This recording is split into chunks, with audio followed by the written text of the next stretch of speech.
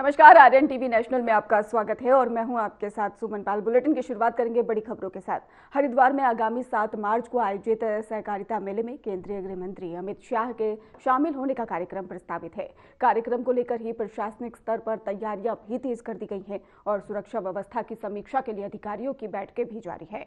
और इस संबंध में ही बीजेपी प्रदेश प्रवक्ता कुंवर जपेंद्र सिंह ने बताया कि संगठनात्मक बैठकों का दौर शुरू हो चुका है। उन्होंने कहा कि उत्तराखंड राष्ट्रीय सुरक्षा और रणनीतिक दृष्टि से महत्वपूर्ण राज्य है, इसलिए समय समय पर केंद्रीय मंत्रियों दौर होता है और इसके साथ ही दौरा उनका रहता है। उन्होंने कहा कि केंद्रीय मंत्री अमित शाह का प्रस्तावित दौरा राज्य के लिए गौरव का विषय है और विकसित उत्तराखंड के निर्माण में केंद्र सरकार का सहयोग निरंतर मिल रहा है।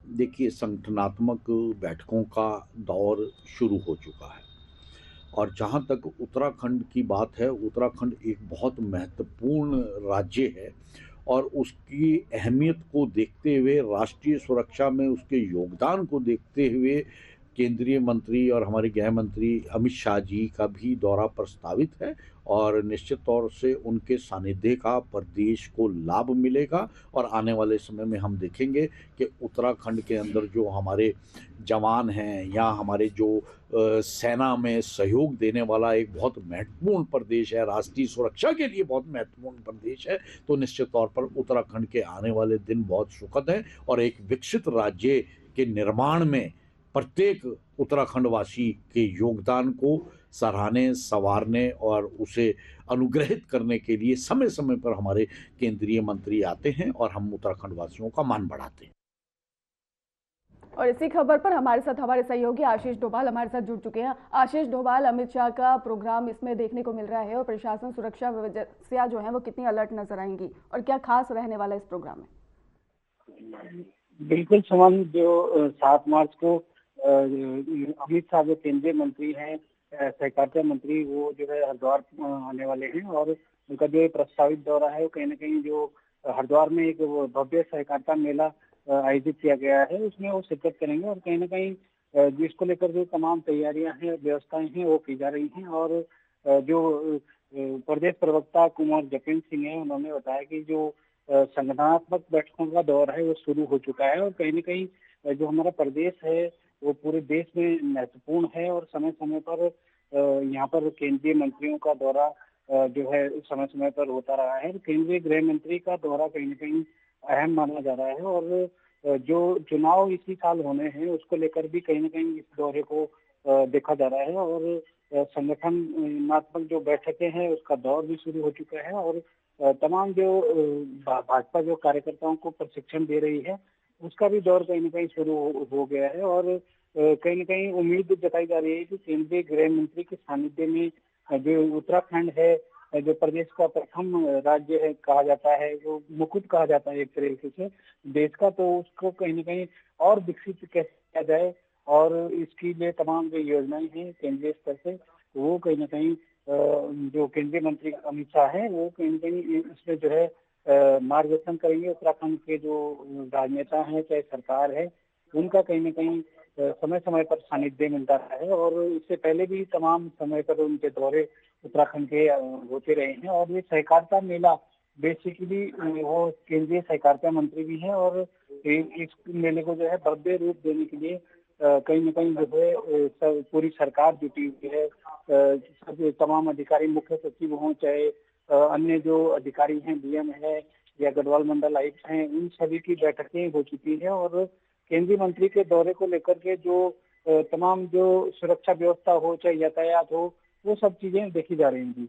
बिल्कुल आशीष, तैयारियां पूर्ण नजर आ रही हैं, लेकिन अगर बात करें इसमें कौन कौन से दिग्गज शामिल होने वाले हैं? सहकारिता मेला काफी अहम माना जा रहा है, क्या खास इसमें होने वाला है? बिल्कुल, सहकारिता के क्षेत्र में आपको बताएंगे उत्तराखंड में बड़े स्तर पर काम हुआ है और कहीं न कहीं ये सहकारिता मेला एक ऐसा संदेश देगा, इसमें राज्य के तमाम जो पूर्व मुख्यमंत्री हों, सांसद हों, विधायक हों या संगठन के जो तमाम पदाधिकारी हैं, महामंत्री हैं, प्रदेश के जो तमाम कार्यकर्ता हैं भाजपा के और जो नेता हैं वो इसमें शामिल होंगे और सहकारिता मेले से एक मैसेज कहीं न कहीं देने की कोशिश की जाएगी। उत्तराखंड में क्या क्या जो है सरकारी क्षेत्र में कार्य हो रहे हैं, चाहे उनके माध्यम से ऋण देने की बात हो या फिर सहकारी समितियां जो अपना काम कर रहे हैं और कहीं न कहीं एक स्टोर के माध्यम से उसे जो है जनता के सामने कैसे पेश किया जाए, वो सब चीजें उत्पाद के तौर पर भी यहाँ पर स्टॉल लगाए जाएंगे विभिन्न विभागों के, और आम जनता को बताया जाएगा कि भाजपा सरकार के सानिध्य में सहकारिता क्षेत्र में क्या क्या काम किए जा रहे हैं। बिल्कुल आशीष, फिलहाल इस खबर पर जानकारी देने के लिए आपका धन्यवाद। अब हमारे साथ लगातार बने रहिए, आगे भी आपसे अपडेट लेंगे। एक और बड़ी अपडेट आपको बता दें, जहां पर उत्तराखंड विधानसभा का बजट सत्र 9 मार्च से 13 मार्च तक है ग्रीष्मकालीन राजधानी भराड़ीसैंण में आयोजित होगा। और इसके साथ ही आपको बता दें कि सत्र को लेकर पक्ष और विपक्ष दोनों ही दल तैयारियों में जुटे हैं। इस बीच ही लखपत सिंह और बुटोला विधायक बद्रीनाथ विधानसभा ने बजट सत्र की अवधि बढ़ाने की मांग उठाई है। उन्होंने कहा है कि सरकार को सत्र कम से कम 21 दिन का करना चाहिए। पड़ोसी राज्य हिमाचल प्रदेश में 25 से 30 दिन तक ही बजट सत्र चलता है, और जबकि उत्तराखंड में पिछले 4.5 वर्षों में मात्र 32 दिन ही सदन चला है। और इसके साथ ही बुटोला ने यह भी कहा कि प्रदेश के मुद्दों की भरमार है और हर विधायक अपने क्षेत्र की समस्या और विधानसभा में उठाना चाहता है। उन्होंने आरोप लगाया है कि पिछली बार बजट सत्र 3 दिन के लिए निर्धारित था, लेकिन महज कुछ घंटों में ही कार्रवाई समाप्त हो गई। और उन्होंने सरकार से मांग की है कि लोकतांत्रिक व्यवस्था को मजबूत करने के लिए विधानसभा सत्र की समय सीमा भी बढ़ाई जाए, और ताकि जनहित के मुद्दों पर व्यापक चर्चा हो सके।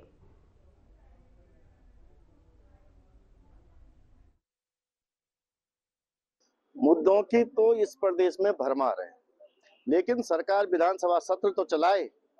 मैं आपको एक उदाहरण देना चाहता हूं कि हमारे बगल में हिमाचल है, वहां पे एक सत्र 25 दिन से 30 दिन के चलते, लेकिन यहाँ 4.5 सालों में केवल और केवल अभी तक 32 दिन विधानसभा चली है। हमने मांग की है, माननीय नेता प्रतिपक्ष ने मांग की है कि कम से कम विधानसभा 21 दिन चले। पिछली बार गैरसैंण में अनुपूरक बजट लाने के लिए 3 दिन की विधानसभा सत्र की बात कही गई, लेकिन सत्र केवल 4 घंटा चला, और जब 4 घंटा सत्र चलेगा तो क्या वहां विचार विमर्श हो पाएगा।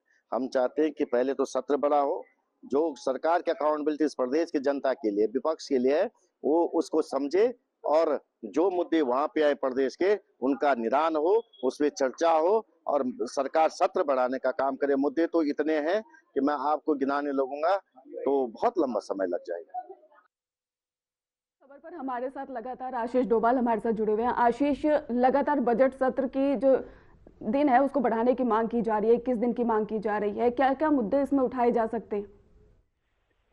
बिल्कुल सुमन, उत्तराखंड का जो बजट सत्र है, अनुपूरक बजट इसमें पेश किया जाएगा, और 9 मार्च से 13 मार्च तक इसकी तिथि तय हुई है। और ग्रीष्मकालीन राजधानी भराड़ीसैंण गैरसैंण भवन में ये सत्र आयोजित होने जा रहा है। लेकिन जो विपक्षी पार्टी कांग्रेस है, उसका हर बार ये आरोप रहता है कि सत्र की अवधि काफी कम होती है। यहाँ तक कहा जाता है कि विधानसभा सत्र में पिछले कई सालों से, जब से मुख्यमंत्री धामी ने कुर्सी संभाली है, तो सोमवार अभी तक लौट कर आता है, क्योंकि सोमवार का दिन मुख्यमंत्री से संबंधित जो विभाग होते हैं उससे प्रश्न करने का होता है। लेकिन आज तक ऐसा नहीं हो पाया कि सोमवार जो है विधानसभा सत्र के दौरान आया होगा। इस बार भी सोमवार से हालांकि सत्र शुरू तो हो रहा है, लेकिन पहले दिन राज्यपाल का भाषण होगा, और लेकिन इसके बाद अगर सत्र जो है मात्र 5 दिन चलेगा तो अगला सोमवार आना नामुमकिन है। और क्योंकि सबसे ज्यादा विभाग उत्तराखंड में अभी मुख्यमंत्री पुष्कर सिंह धामी के पास हैं, और तमाम जो विधायक हैं वो अपना सवाल अगर पूछें तो किससे पूछें। बिल्कुल आशीष, अगर देखा जाए तो विपक्ष कौन कौन से मुद्दे इसमें उठा सकता है, उसके बारे में कुछ विस्तार से बताइए। कौन कौन से मुद्दे उठा सकता है विपक्ष? उत्तराखंड के तमाम मुद्दे हैं, चाहे महंगाई का है, बेरोजगारी का है, या कानून व्यवस्था जो जिस तरीके से भंग हो रही है। उत्तराखंड में जंगल राज की स्थिति पैदा हो गई है, हर दूसरे दिन मर्डर हो रहा है। देहरादून में सचिवालय और पुलिस मुख्यालय के बगल में गोलियां चल रही हैं। जो एसएसपी कार्यालय है, डीएम कार्यालय के बगल में मर्डर हो रहा है। पलटन बाजार जैसी भीड़ भाड़ वाले इलाके में युवती का गला रेता जा रहा है। ऐसे तमाम मुद्दे हैं जो कानून व्यवस्था हो, भ्रष्टाचार हो, महंगाई हो, या फिर बेरोजगारी हो, इसको लेकर के जो विपक्षी पार्टियां हैं वो अपना सवाल अगर पूछें तो किससे पूछें। बिल्कुल आशीष, अगर देखा जाए तो विपक्ष कौन कौन से मुद्दे उठा सकता है, उसके बारे में कुछ विस्तार से बताइए। कौन कौन से मुद्दे उठा सकता है विपक्ष? उत्तराखंड के तमाम मुद्दे हैं, चाहे महंगाई का है, बेरोजगारी हो, या फिर सदन में इस बार हंगामा करने वाली है। लेकिन जो समय अवधि है उसको लेकर के कांग्रेस के तमाम जो नेता हैं, भाजपा के तमाम नेता भी कहीं ना कहीं इसकी जो है मांग करते हैं, लेकिन वो खुलकर सामने नहीं आते। लेकिन पीठ पीछे से उनकी भी ये मांग रहती है कि सत्र की अवधि कम से कम 20 से 25 दिन होनी चाहिए। लेकिन सरकार जो है 3 से 4 दिन में ये सब चीजों को जो है समेट करके गैरसैंण से वापस आ जाती है, या देहरादून में भी सत्र कहीं ना कहीं आगे के लिए जो है अग्रसारित कर दिया जाता है। और यही मांग रहती है विपक्ष की भी, और जो काम करने वाले विधायक हैं, कम से कम अगर वो 4 से 5 प्रश्न सत्र के दौरान नहीं पूछ पाएंगे तो वो अपनी जनता को क्या जवाब देंगे। ये सब चीजों को लेकर के कहीं ना कहीं विपक्षी पार्टी में रोष है, और उनका सीधे तौर पर आरोप है कि मुख्यमंत्री पुष्कर सिंह धामी सोमवार कभी विधानसभा सत्र में आने ही नहीं देते, ताकि उनको कोई जवाब ही न देना पड़े। जी बिल्कुल आशीष, बहुत बहुत धन्यवाद आपका हमारे साथ जुड़ने के लिए और अहम जानकारी देने के लिए। रुक करते अगली खबर की ओर, जहां पर 16 फरवरी को देहरादून में कांग्रेस के लोक भवन कूच के बाद में सियासी बयानबाजी तेज हो गई है। बीजेपी की ओर से ही कैबिनेट मंत्री गणेश जोशी ने आरोप लगाया है कि कांग्रेस ने सहारनपुर से भाड़े की भीड़ लाकर प्रदर्शन किया। मंत्री के इस बयान पर कांग्रेस ने कड़ा ऐतराज भी जताया। प्रदेश महामंत्री राजेंद्र शाह ने पलटवार करते हुए कहा कि मंत्री गणेश जोशी खुद आय से अधिक संपत्ति के मामले में आरोपी है और कोर्ट द्वारा ही सरकार से अनुमति मांगे जाने के बावजूद अब कोई कार्रवाई नहीं हुई है। कांग्रेस नेता ने यह भी आरोप लगाया है कि मसूरी विधानसभा क्षेत्र में अतिक्रमण और अन्य मामलों को लेकर मंत्री पर गंभीर सवाल है। उन्होंने कहा यदि आय से अधिक संपत्ति का मुकदमा दर्ज होता है तो उन्हें जेल जाना पड़ सकता है।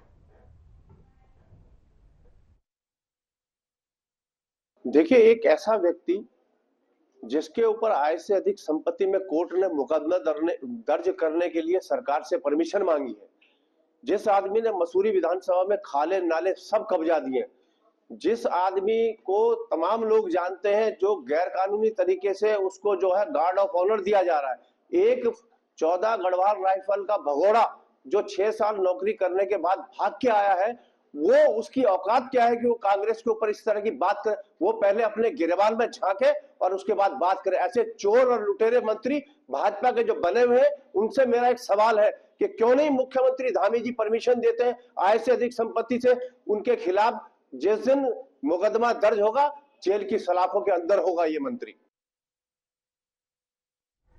एसडीआरएफ ने राज्य में संभावित वनाग्नि की घटनाओं को देखते हुए राज्यव्यापी मॉक ड्रिल का आयोजन किया और इस अभ्यास उत्तराखंड शासन के निर्देश पर वनाग्नि संवेदनशील क्षेत्रों में एक साथ ही संचालित किया गया ताकि आपदा की स्थिति में त्वरित और प्रभावी कार्रवाई सुनिश्चित की जा सके। मॉक ड्रिल के दौरान ही एसडीआरएफ की टीमों ने निर्धारित परिदृश्य के अनुसार घटना स्थलों पर पहुंचकर फायर लाइन निर्माण, आग पर नियंत्रण, सर्च और रेस्क्यू ऑपरेशन और प्रभावित क्षेत्रों को सुरक्षित करने का भी व्यवहारिक अभ्यास भी किया है।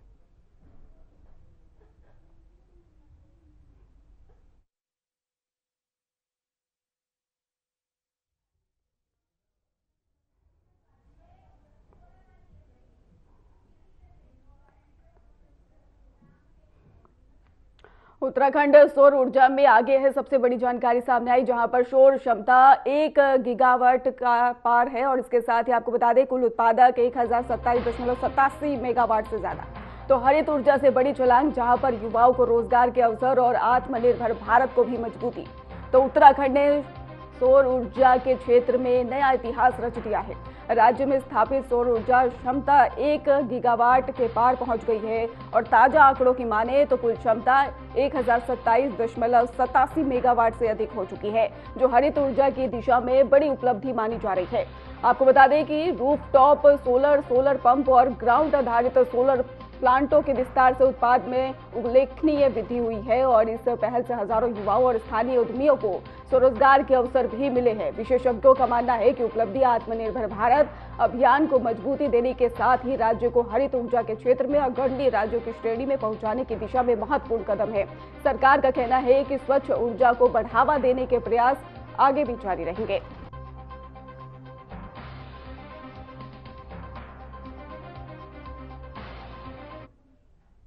फिलहाल बुलेटिन में रुकेंगे एक छोटे से ब्रेक के लिए।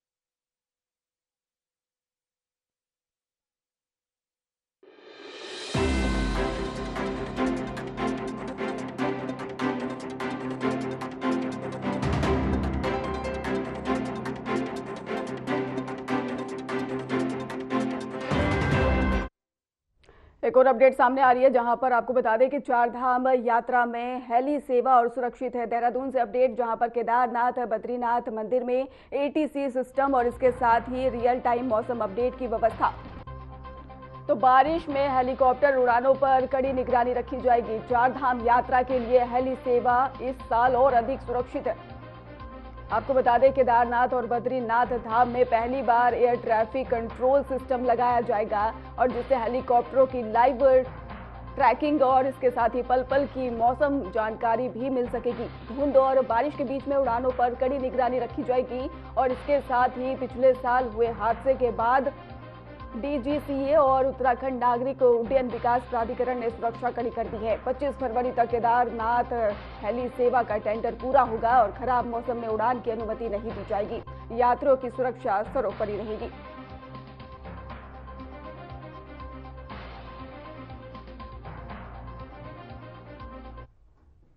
भारत में रमजान का पाक महीना शुरू हो गया है। सऊदी अरब में एक दिन पहले रमजान की शुरुआत हो चुकी थी और शादाब शम्स अध्यक्ष उत्तराखंड वक्फ बोर्ड ने कहा कि रमजान इस्लाम के 4 प्रमुख स्तंभों में से एक है और रोजा इंसान को सब्र, संयम और अपनी इंद्रियों पर नियंत्रण रखना सिखाता है।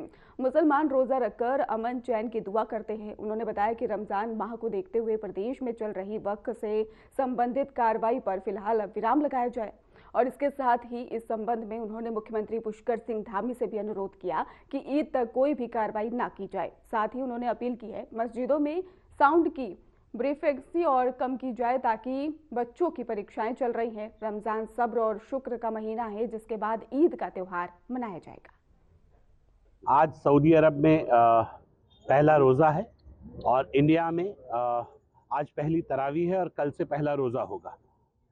रमज़ान जो 5 इस्लाम के पिलर्स हैं उसमें से एक है। रोज़ा सब्र सिखाता है, रोज़ा अपनी इंद्रियों पर कंट्रोल करना सिखाता है और ये जो रोज़ा है भूखा प्यासा निर्जला व्रत रखकर मुसलमान ईश्वर से प्रार्थना करता है और अपनी तमाम इंद्रियों पर कंट्रोल करता है कि उसका मन पवित्र हो जाए, उसकी जीवा पवित्र रहे, उसका विचार पवित्र रहे। इस विचार के साथ ये रोज़ा आता है। माननीय मुख्यमंत्री से जो मैंने आह्वान किया है उसमें कल वार्ता हुई थी और मैंने माननीय मुख्यमंत्री जी से कहा कि जितनी भी अभी कार्यवाही चल रही है। उत्तराखंड में अचानक से मौसम का मिजाज बदल गया है। पहाड़ से मैदान तक घने बादल छाए हुए हैं और इसके साथ ही तापमान में 4 से 5 डिग्री गिरावट दर्ज की गई है। वहीं बात करें अगर चमोली, बागेश्वर, पिथौरागढ़ में तो बारिश संभव बताई जा रही है। इसके साथ ही यात्रियों को सावधानी की लगातार सलाह दी जा रही है। उत्तराखंड में मौसम ने अचानक से करवट ले ली है। पहाड़ से मैदान तक घने कोहरे ने डेरा डाल दिया है जिससे प्रदेश भर में ठंड एक बार फिर से बढ़ गई है। कई जिलों में बारिश के आसार जताए गए हैं। तापमान में 4 से 5 डिग्री सेल्सियस तक की गिरावट भी दर्ज की गई है। वहीं चमोली, बागेश्वर, पिथौरागढ़ में भी बारिश की संभावना जताई गई है। यात्री और पहाड़ी क्षेत्रों की जाने वाले लोगों को विशेष सावधानी बरतने की लगातार सलाह दी जा रही है।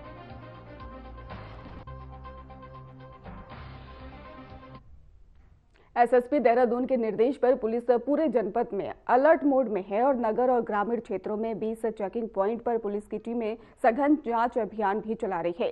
सीमावर्ती चौकियों और आंतरिक मार्गों और भीड़भाड़ वाले इलाकों में संदिग्ध वाहनों और व्यक्तियों की पहचान की जा रही है और उनसे पूछताछ लगातार जारी है। सभी थाना प्रभारियों को पुलिस की विजिबिलिटी बढ़ाने और इसके साथ ही आम जनता की सुरक्षा सुनिश्चित करने के स्पष्ट निर्देश दिए गए।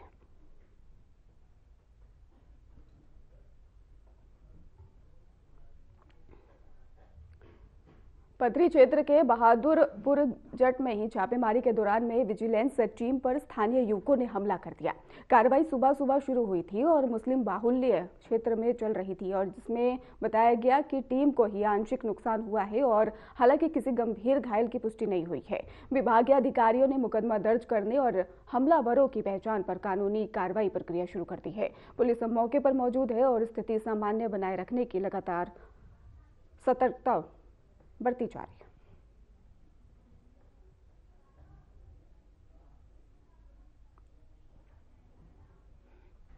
हरिद्वार के श्यामपुर फॉरेस्ट रेंज में स्थित स्रोत के पास में जंगली हाथियों के झुंड के साथ मजाक करने पर कुछ युवकों को बड़ा खतरा टालना पड़ा। नदी में पानी पीने आए हाथियों को देखकर वहां मौजूद कुछ लोग शरारत करने लगे और इससे हाथियों का झुंड आक्रामक हो गया और उन्होंने युवकों का पीछा करना शुरू कर दिया। हाथियों को दौड़ता देखकर वहां मौजूद लोग डर से गए और इधर उधर भागने लगे। युवकों ने अपनी जान बचाने के लिए तेजी से भागना शुरू कर दिया।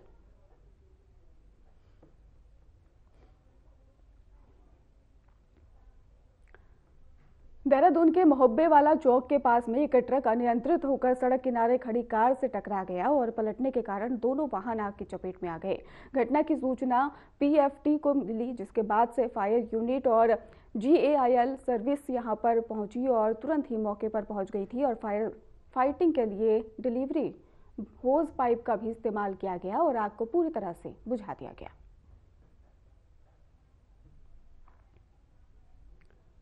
फिलहाल खास बुलेटिन में बस इतना ही। आप देखते रहिए RNTV नेशनल।